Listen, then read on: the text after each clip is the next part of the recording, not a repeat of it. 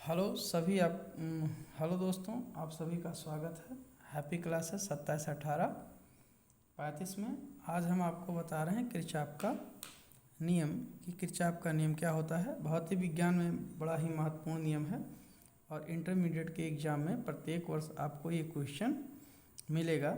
चाहे सीधे सीधे क्वेश्चन पूछ ले किरचॉफ नियम से आप क्या समझते हैं, या इस पर आधारित कुछ प्रश्न भी आपको मिल जाते हैं। तो इस दृष्टि से एग्ज़ाम की दृष्टि से भी बहुत इम्पोर्टेंट है और इलेक्ट्रॉनिक्स पोर्शन में भी बड़ा महत्वपूर्ण स्थान रखता है।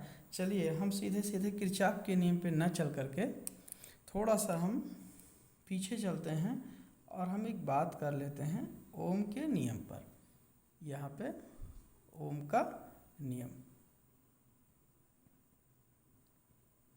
ओम का नियम। अब प्रश्न उठता है कि हम ओम के नियम पे क्यों जा रहे हैं, तो थोड़ा सा धैर्य रखिएगा, पूरी वीडियो देखिए तो बहुत मज़ा आएगा। ओम का नियम क्या है कि B बराबर IR, यहाँ स्टेटमेंट पे हम नहीं जा रहे हैं, अर्थात जो R है प्रतिरोध वो वोल्टेज और धारा का अनुपात होता है। आपने हाई स्कूल लेवल पे या इंटर लेवल पे इस पर एक क्वेश्चंस पढ़ते हैं कि जैसे आपको ये दे दिया गया, एक सेल दे दिया गया और एक आपको प्रतिरोध दे दिया गया। यहाँ पे आप यहाँ कोई कुंजी लगा सकते हैं, इसको हम चलो सेल वो कहते हैं, की कहते हैं, जैसे स्विच कह दीजिए। अब ये प्रतिरोध मान लीजिए आपका 10 ओम है और सेल का विद्युत वाहक बल अर्थात आपका ये विभवांतर जो स्थापित किया गया वो मान लीजिए 1.5 वोल्ट है। आपसे कहा गया कि इस परिपथ में धारा कितना है, तो सीधे सीधे हम I बराबर लिखेंगे B/R। तो B की वैल्यू है 1.5 और R की वैल्यू है 10 ओम, और सॉल्व करने पर हमें 0.15 एम्पियर धारा इस परिपथ में प्राप्त हो जाएगी। तो ऐसे परिपथ को हम कहते हैं सरल परिपथ, यानी जहाँ सीधे सीधे हम प्रतिरोध बड़े आसानी से कुल प्रतिरोध निकाल लें, कुल वोल्टेज निकाल लें और उसमें से हम धारा आसानी से निकाल सकते हैं। तो ये आपका हो गया सरल परिपथ। लेकिन हमेशा कोई ज़रूरी नहीं है कि आपको सरल परिपथ ही मिलते रहें जिसमें एक प्रतिरोध हो या एक से अधिक प्रतिरोध हो और बहुत सारे सेल ना लगे हों। तो अब व्यवहार में हमें क्या मिलेगा, या सैद्धांतिक फिजिक्स में हमें जटिल परिपथ पे विचार करना है। तो आपका जो किरचॉफ नियम है ये जटिल परिपथ से संबंधित है और धारा वोल्टेज निकालने में हेल्प करता है।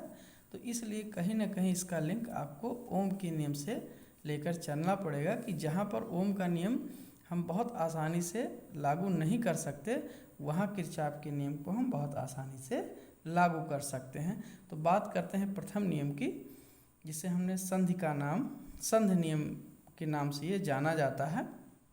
और ये मैंने सन डाल रखा कि 1842 में किरचॉफ ने नियम दिया था।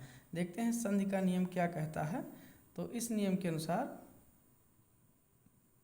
किसी परिपथ में संधि पर मिलने वाली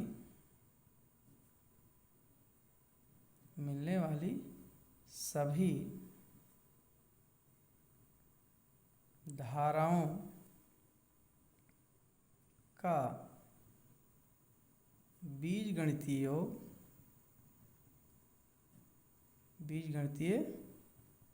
योग शून्य होता है।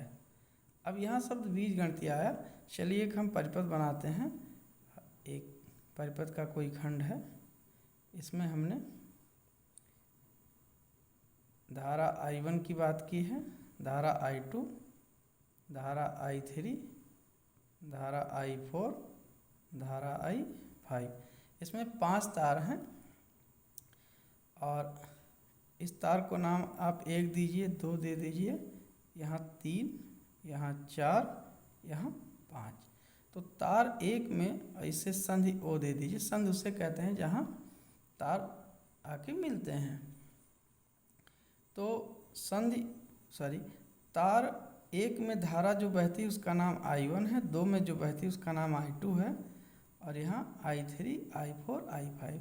ये कहता है इसका बीजगणितीय योग शून्य होता है, अर्थात सिग्मा I बराबर 0। अब ये सिग्मा I क्या है अर्थात बीजगणितीय योग क्या है?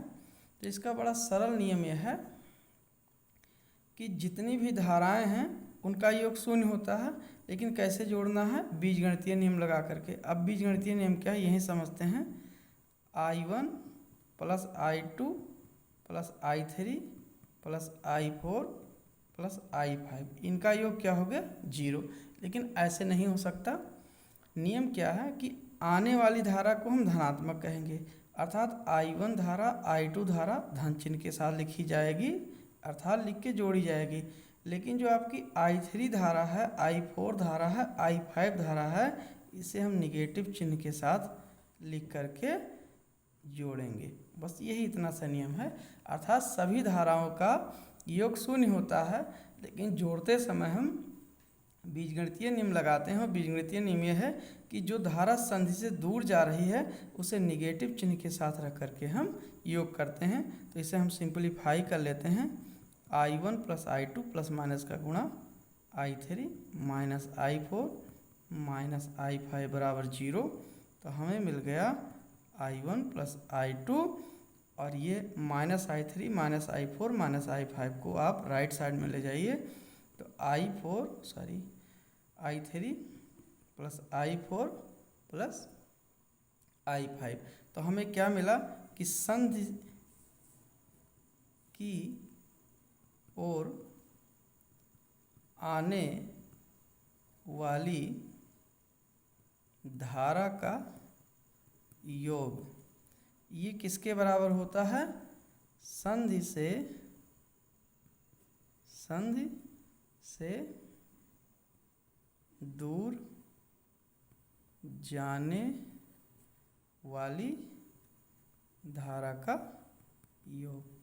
अर्थात जितनी धारा संधि पे आ रही है उतनी धारा संधि से दूर जा रही है। इसका अर्थ क्या है कि संधि पर कोई भी चार्ज इकट्ठा नहीं हो रहा है, क्योंकि धारा का मतलब होता क्या है? धारा का मतलब चार्ज से होता है। तो कोई चार्ज संधि पे इकट्ठा नहीं हो रहा है, तो किस नियम को व्यक्त करता है? आवेश संरक्षण। इस पर भी एक क्वेश्चन आता है कि किरचॉफ का प्रथम नियम किस संरक्षण को व्यक्त करता है? तो इसका उत्तर निकल के आता है आवेश संरक्षण को व्यक्त करता है। अब हम बात करते हैं किरचॉफ के द्वितीय नियम को। तो चलिए देखते हैं द्वितीय नियम क्या कहता है। द्वितीय नियम को हम कहते हैं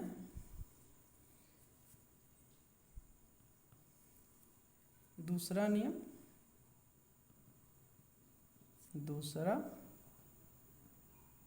नियम जिसका नाम है हमारा वोल्टता का नियम। तो इसे हम वोल्टता का नियम भी कहते हैं। वोल्टता नियम अर्थात यहाँ इसे हम पास के नियम से भी जानते हैं। पास का नियम या लूप का नियम। अब इस नियम को पढ़ाने के लिए हमें एक फिगर बनाना पड़ता है। तो एक हम थोड़ा सा जटिल परिपथ खींचते हैं। ये आपका जटिल परिपथ है। किसी भी वैद्युत परिपथ में, खास करके डीसी सर्किट में, जो परिपथ का निर्माण होता है उसमें एक सेल होता है और एक प्रतिरोध होता है और एक कुंजी होती है, तार होता है। ये किसी परिपथ के कंपोनेंट होते हैं। उसी प्रकार से जैसे आप एक घर बनाते हैं तो घर ईंटा, सीमेंट, बालू, मोरंग, गिट्टी से जैसे बनता है, उसी प्रकार से कोई इलेक्ट्रिक परिपथ भी आपका जो सैद्धांतिक रूप से बनाते हैं उसमें प्रतिरोध, सेल और तार और कुंजी का होना जरूरी होता है। तो ये प्रतिरोध R1 है, ये R2 है, ये सेल है आपका E2, और यहाँ हम तीसरा प्रतिरोध जोड़ देते हैं। इस प्रतिरोध का नाम है R3। और यहाँ सेल E1 से बहने वाली धारा I1 है और E2 से बहने वाली धारा I2 है। ये दोनों धाराएं यहाँ पर मिल करके और यहाँ प्रतिरोध R3 में जाती हैं, तो हमें मिल गया I1 प्लस I2। और ये यहाँ पहुँच गई I1 प्लस I2, लेकिन इस बिंदु पर मिल करके ये दो भागों में बट गई। I2 में चली आई और I1 में चली आई, और इस तरीके से आपका ये परिपथ पूरा हो गया। और यहाँ हम नाम दे दें इसे A B C D E F। हम किस क्रम में, तो एक हमारा इसको लूप बोलते हैं, पहला लूप दूसरा लूप।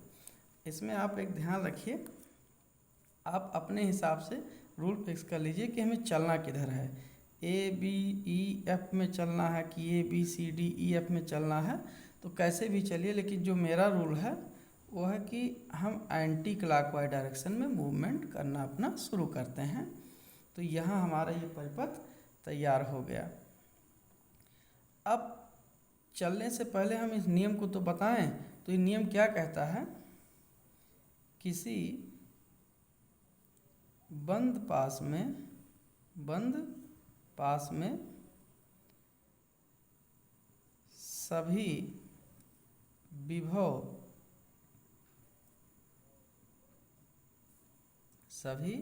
विभव परिवर्तनों का बीजगणितीय योग शून्य है, अर्थात सिग्मा b बराबर 0। अब देखिए यहाँ सिग्मा का मतलब बीजगणितीय से है, तो किसी बंद पास में सभी विभव परिवर्तनों का बीजगणितीय योग शून्य है। अर्थात अगर हम बिंदु A से चलें और A से होते हुए B C D E F से होते हुए फिर हम कहाँ पहुँच जाएं, बिंदु A पर पहुँच जाएं, तो हमें क्या प्राप्त होगा, हमें प्राप्त होगा कि ये आपका टोटल विभव कितना हो गया, शून्य के बराबर हो गया। तो इसमें चलने के नियम होते हैं। हाँ, एक नोट आप अपनी जानकारी में रख लें कि बहुत सारी बुकों में सिग्मा IR बराबर सिग्मा B लिखा है। अब जाहिर सी बात है कि ओम के नियम से IR किसे व्यक्त करता है, वोल्टेज को। तो समस्त धारा और प्रतिरोध का गुणनफल किसको व्यक्त करेगा, वोल्टेज को। तो जब हम इस नियम से सिग्मा IR बराबर सिग्मा B से याद करेंगे तो इसके कुछ नियम दूसरे होते हैं, और जब हम सिग्मा B बराबर 0 से पढ़ेंगे तो चिन्ह परिपाटी के नियम कुछ दूसरे होते हैं। हालांकि दोनों एक दूसरे को कंट्राडिक्ट नहीं करते हैं, तो हम इसी विधि से बता रहे हैं। अब इसको जानने के लिए थोड़ा सा आप हमें और समय दीजिए, हम समझाने का प्रयास करते हैं। एक सिंपल सी ट्रिक आप रख लीजिए अपने माइंड में, यहाँ हम लाइन में कर देते हैं। आपने कभी अगर खेत में पानी लगाया हो या पानी की धारा बहते हुए देखा हो, तो जहाँ स्रोत होता है और स्रोत से जब आगे आप जाओगे तो धारा क्या होती है, कम होती चली जाती है, अर्थात उसका जो वेग है वो कम होता चला जाता है। इसका मतलब है कि वेग क्यों कम हुआ गया, क्योंकि प्रेशर क्या हुआ, कम हो गया। भाई यहाँ अगर यहाँ धारा का मान ज़्यादा है और यहाँ धारा का मान कम है, तो जाहिर सी बात है जहाँ धारा का मान ज़्यादा है वहाँ ऐसे आप प्रेशर क्या होगा, ज़्यादा होगा, और जहाँ धारा का मान कम है वहाँ प्रेशर कम होगा। तो इसको आप ऐसे मोटे स्तर पे समझिए कि जो बिजली की धारा बहती है, जिसे हम धारा कहते हैं, वो पानी की धारा के समान ही बहती, जिसका सीधा सा नियम है कि अगर हम कहीं खेत में पानी लगाए हों तो जैसे जैसे जहाँ से ट्यूबवेल होता है, इंजन होता है, वहाँ से पानी जब निकलता है तो स्टार्टिंग पॉइंट पे प्रेशर बहुत ज़्यादा होता है, लेकिन जैसे जैसे वो खेत में जाता है प्रेशर कम होता चला जाता है। दूसरा ट्रिक आपको माइंड में रखना है कि जो चीज़ ज़्यादा होती है उसे हम धन कहते हैं, और जो चीज़ कम होती है उसे हम ऋण कहते हैं। ये ट्रिक हुआ। अब इसी बात को हम आगे करेंगे, देखिए सीधी सी बात है कि ये सेल है, सेल की पहचान है कि एक ये बड़ी वाली खूंटी पॉजिटिव और छोटी वाली खूंटी निगेटिव हो गई। तो अगर हम सेल में चल रहे हैं निगेटिव से पॉजिटिव की ओर, तो ये निगेटिव का मतलब होता है कम और पॉजिटिव का मतलब होता है अधिक। तो सेल का विद्युत वाहक बल जब हम टेक करेंगे तो धनात्मक करेंगे। और अगर हम धन से ऋण की ओर जा रहे हैं इधर को, तो जैसे हम धन से ऋण की ओर जाएंगे तो ऋण प्लेट की ओर जाने का मतलब हमारा विद्युत वाहक बल क्या हो गया, निगेटिव हो गया। इसी प्रकार से यहाँ दूसरा नियम हम ये लगा रहे हैं कि ये मेरा प्रतिरोध R है और सपोज करिए धारा यहाँ A से B की ओर बह रही है, कैपिटल कर दें, A से B की ओर बह रही है, ये धारा है। तो अगर हम रास्ता A से B की ओर चल रहे हैं, ध्यान रखिए रास्ता A से B की ओर चल रहे हैं, तो जैसे जैसे हम A से B की ओर जाएंगे, जाहिर सी बात है यहाँ अगर धारा का मान 5 मात्रक है तो आगे चल करके वो 4 मात्रक हो जाएगा, अर्थात बिंदु B पर क्या होगा, धारा का मान कम हो जाएगा। इसका मतलब क्या हो गया कि जो IR है, IR क्या है, विभव है, V बराबर IR ओम के नियम से समझिए। तो प्रतिरोध और धारा का गुणनफल A से B की ओर जाने पर क्या होगा, घटेगा, इसलिए इसको हम किस चिन्ह के साथ रखेंगे, निगेटिव चिन्ह के साथ रखेंगे। तो इस बात को हम ध्यान में रखते हुए अब हम कहाँ पर चलते हैं, लूप 1 में चलते हैं। तो चलिए लूप 1 में, तो जब हम लूप 1 में पहुँचे तो हमने कहा कि हम चलेंगे एंटी क्लॉकवाइज। तो हमारा लूप एक कौन है, A B E F A, ध्यान दें A B E F A हमारा चलने का डायरेक्शन एंटी क्लॉकवाइज डायरेक्शन है। अब देखिए A से B की ओर आए, हमें ना कोई प्रतिरोध मिला ना कोई सेल मिला, लेकिन हम जब पहुँचे B से E रास्ते पर तो हमें क्या मिल गया, रास्ते में हमें मिल गया सेल। तो सेल मिला E2 जिसका एक अपना विभव होता है। अब हम जा किधर से रहे हैं, धन प्लेट से ऋण प्लेट की ओर। तो अभी मैंने कहा कि सेल में जो सेल का विद्युत वाहक बल है, अगर हम धन प्लेट से ऋण प्लेट की ओर जा रहे हैं तो विभव क्या होगा, घटेगा। तो जाहिर सी बात है E2 का मान ऋण चिन्ह के साथ हम रख देंगे। आगे चलिए, हमें क्या मिला, प्रतिरोध R2 मिल गया। अब प्रतिरोध R2 आपका कैसा है, तो प्रतिरोध R2 में धारा I2 बह रही है। तो भैया हम जा रहे हैं B से E की ओर, धारा उल्टी इधर आ रही, नहीं उल्टी गंगा में हम चल रहे हैं। तो जाहिर सी बात है कि अगर धारा इधर आ रही है और हम इधर जा रहे हैं तो हमें उच्च वोल्टेज का सामना करना पड़ेगा, अर्थात I2 R2 को हम किस चिन्ह के साथ रख के जोड़ेंगे, सिग्मा बी वाले रूल से, धन चिन्ह के साथ। अब देखो हमें क्या मिला, E से F में कोई नहीं मिला, लेकिन जैसे हम F से A वाले खंड में आए हमें कौन मिल गया, प्रतिरोध R1 मिल गया। और प्रतिरोध R1 में बहने वाली धारा I1 है। तो यहाँ जो धारा आपकी I1 बह रही है, ये हम चल किधर रहे हैं, धारा की दिशा में ही चल रहे हैं, इसलिए इसे हम किस चिन्ह के साथ रखेंगे, निगेटिव, अर्थात R1 I1 का गुणनफल हम I1 R1 का गुणनफल निगेटिव चिन्ह के साथ रखेंगे। और अभी तो हम पहुँचे कहाँ हैं, ए पर नहीं पहुँचे, हमें फिर कौन मिल गया, सेल मिल गया, जहाँ हम ऋण प्लेट से धन प्लेट की ओर बढ़ रहे हैं। तो जब हम सेल के केस में ऋण से धन की ओर जाते हैं तो जाहिर सी बात धन की ओर बढ़ रहे हैं, इसलिए हम कैसे चिन्ह के साथ रखेंगे, E1 को धनात्मक, और समस्त का योग क्या होगा, 0 के बराबर होगा।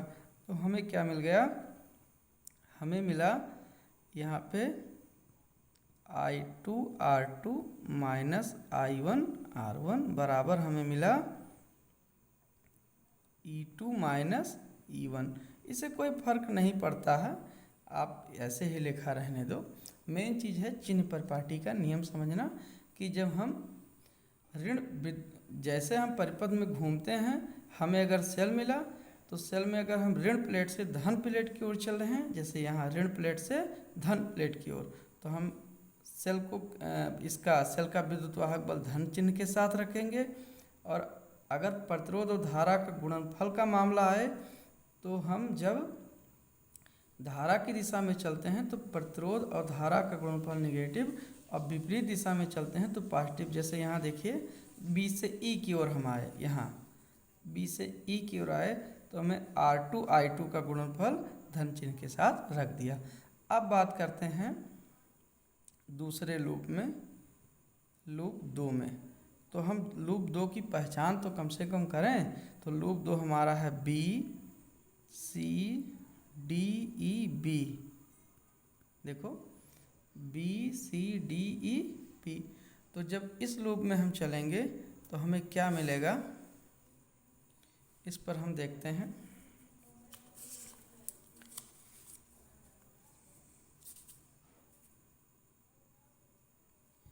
लूप 2 में चल के देखते हैं। B से E पे आओ, B C, तो B से C पे कुछ नहीं मिला, लेकिन जब हम C से D पे आए तो C से D पे हमें कौन मिला, प्रतिरोध R3। तो इसमें धारा कौन बह रही है, R3 में I1 प्लस I2 धारा बह रही है और प्रतिरोध है R3। अब हम C से D की ओर अर्थात धारा की दिशा में चल रहे हैं, इसलिए निगेटिव चिन्ह के साथ। फिर पहुँचे, यहाँ कोई प्रतिरोध नहीं, लेकिन E से B वाले रास्ते पर हमें पहुँचना है, क्योंकि घूम करके B C D E B में जाना है। तो E से B के रास्ते पर जब चले हम तो हमें मिलता है R2 I2।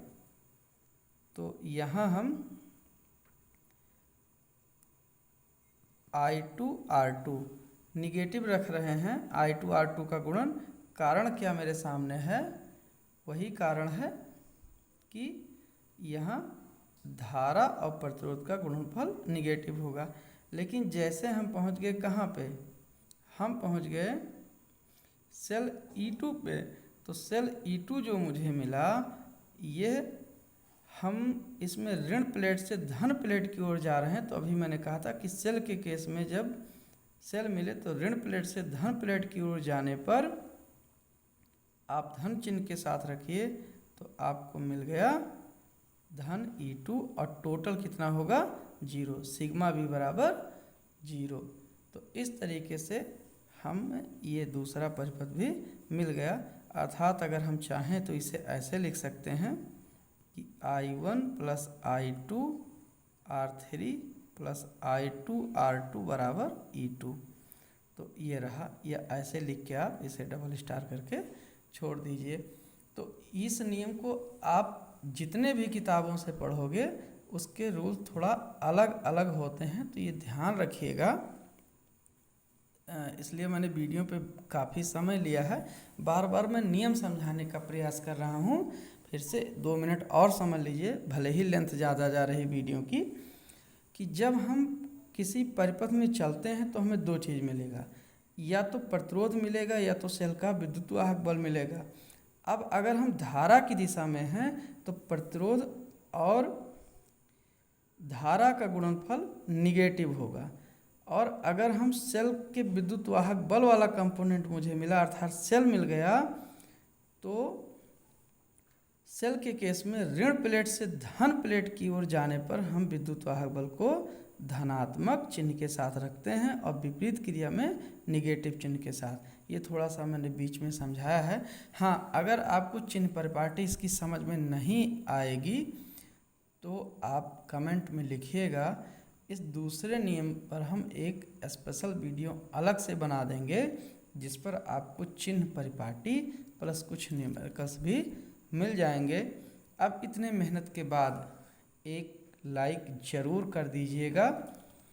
Thank you. Subscribe कर लें तो बहुत अच्छी बात रहेगी, आप तक नोटिफिकेशन टाइम से पहुंचते रहेंगे। जितना ज़्यादा आप लाइक करोगे उतना मेरा उत्साहवर्धन होगा। तो उम्मीद करते हैं हमारी बात आपको ज़रूर समझ में आ गई होगी। Thank you.